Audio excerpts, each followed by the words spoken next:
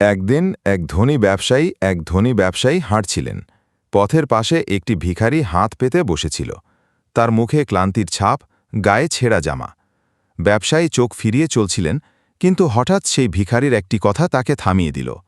ভিখারিটি বলল, হে আল্লাহ, আমি জানি তুমি যাকে চাও তাকে রাজা বানাও, আর যাকে চাও তাকে গরিব করো।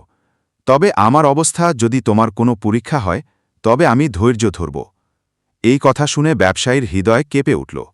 সে ভাবল, এত ধৈর্য তো তার নিজের মধ্যেই নেই। সে ফিরে গেল ভিখারির কাছে। তাকে জিজ্ঞেস করল, তুমি কেন আল্লাহর ওপর এত বিশ্বাস রাখো? ভিখারির চোখে জল চলে এলো।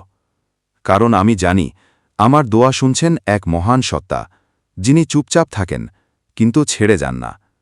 এই কথা ব্যবসায়ীর হৃদয়ে এমনভাবে দাগ কাটল যে সে নিজেই সেই ভিখারির জন্য আশ্রয়, খাবার আর কাজের ব্যবস্থা করে দিল। আল্লাহ ধৈর্যশীলদের সঙ্গে আছেন।